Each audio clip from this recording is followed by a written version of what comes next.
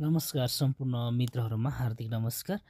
आज पनि म तपाईहरुलाई यही महाकुलुङको सोलुखुम्बु जिल्लाको महाकुलुङ गाउँपालिका अन्तर्गत मेरा क्षेत्र पर्यटकीय क्षेत्रको प्रवेशद्वार क्षेत्र पाँचपोखरीको टपबाट छेउबाट केही दृश्यहरू दिन गइरहेको छु। आज चाहिँ हामी दुईजना हाम्रो धनमानसँग मेरातिर हाम्रो इन्टरनेट बिग्रेकोले बनाउनको निम्ति गइरहेका छौँ र विशेष गरी यहाँ पाँच पोखरीमा अवस्थित छ र यो पोखरीको बारेमा केही स्थलगत जानकारीहरू दिन म गइरहेको छु। अहिले चाहिँ ठ्याक्कै हामी मेन पोखरीको मुख्य स्थान यो पोखरीमा छौँ। यो ठुलो पोखरी 1 नम्बर पोखरी भन्दा हुन्छ यसलाई। अब यहाँ चाहिँ बुढाबुढी छोराछोरी र कमारा गरी 5वटा पोखरी छन्। यो बुढा पोखरी भनेर भन्दा हुन्छ।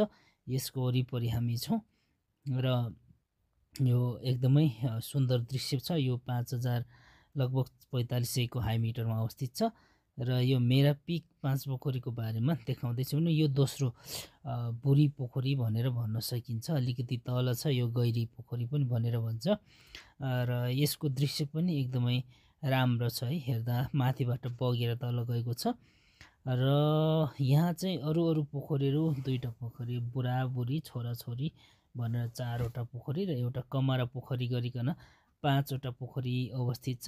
यो पोखरीको आफ्नै प्रकारको किम्वदन्ती कथाहरू छन् कि माथि यो पोरा धेरै पहिलेको समयमा यहाँ चाहिँ अब एउटा राक्षसले बास गरेको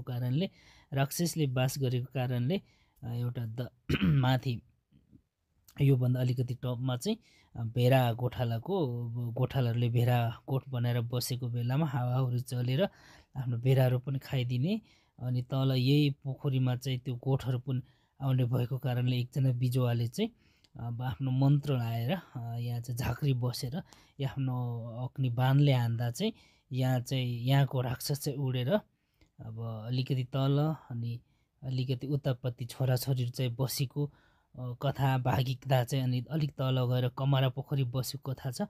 यो अहिले देखिरहेको चाहिँ छोरी पोखरी, अलिक अगाडि हामीले देखेको चाहिँ छोरा पोखरी हो। हाम्रो कथाले गर्दा मैले त्यो किसिमले यहाँ प्रस्तुत गरेँ र यस्ता प्राकृतिक स्रोतहरूलाई साधनलाई अब हामीले चाहिँ संरक्षण गर्नुपर्छ, प्रचार प्रसार गर्नुपर्छ।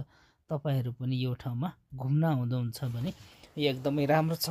दृश्यमा एकदमै सुन्दरता झल्किरहेको हामीले देख्न सक्छौं र बाटोहरू पनि राम्रो छ। अनि यो बाटोहरू चाहिँ